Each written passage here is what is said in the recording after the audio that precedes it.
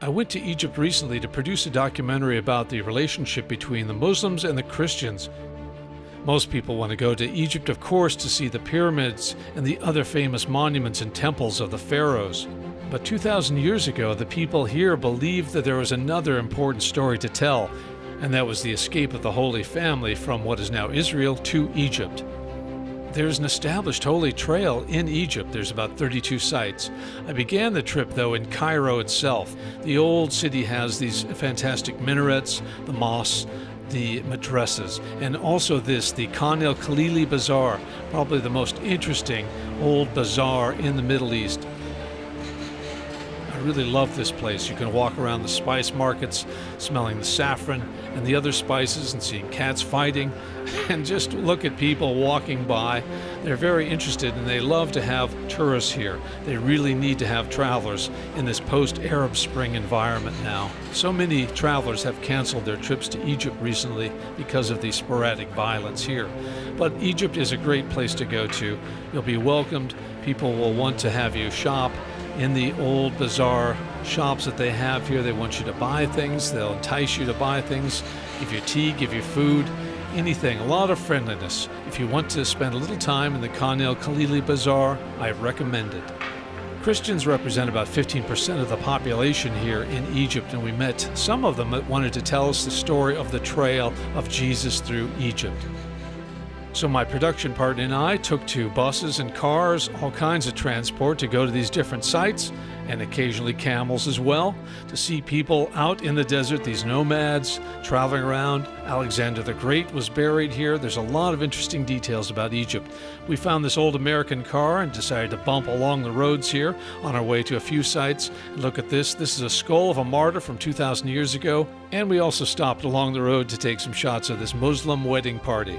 Of course, most of Egypt is desert. We went out into the desert to see the monastery of St. Bashoy. And we shot some recreations of history on the Nile.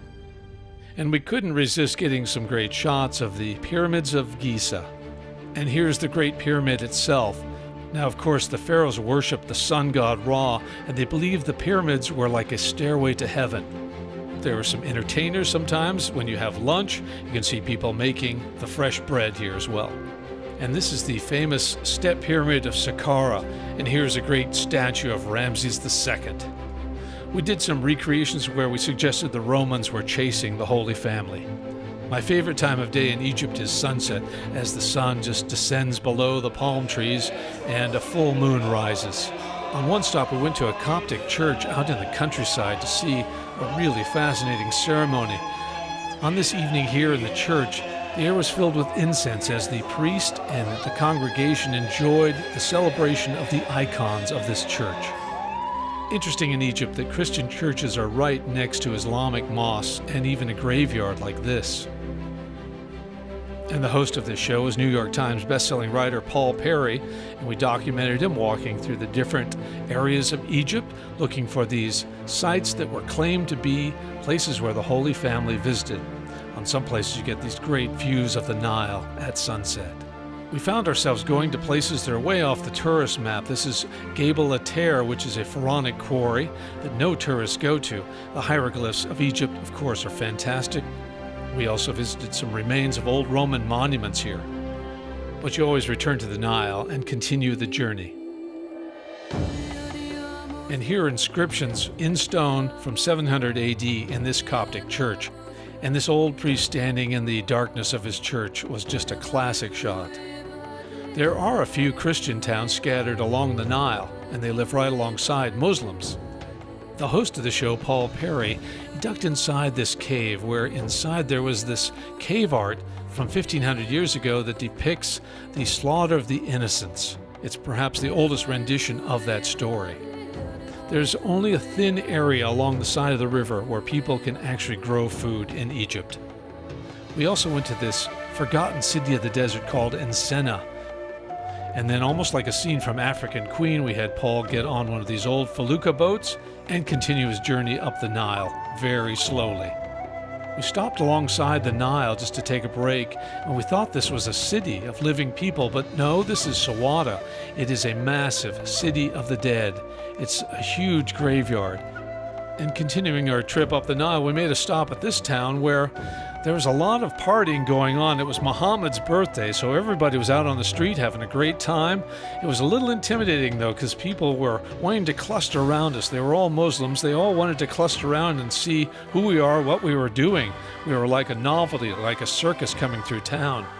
And this is Deir al-Maharik, which is the most sacred Christian site in Egypt. It is believed that it was here that Jesus spent several months. And then in the next town, there was more noise, more confusion, as again the celebration was continuing. It was Muhammad's birthday. People were out there. They didn't seem to be very threatening. They were saying, "I love you, I love you."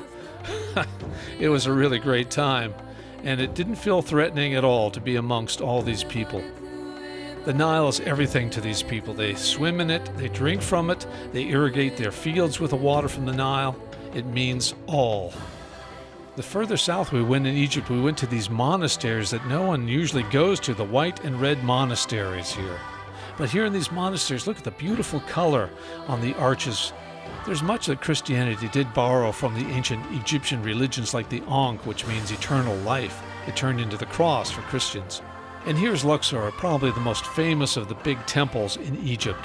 These columns are over 100 feet high. How did they construct these columns without the use of cranes, computers, or any of the modern equipment that we have? Outside the Temple of Luxor are two massive statues honoring Ramses II.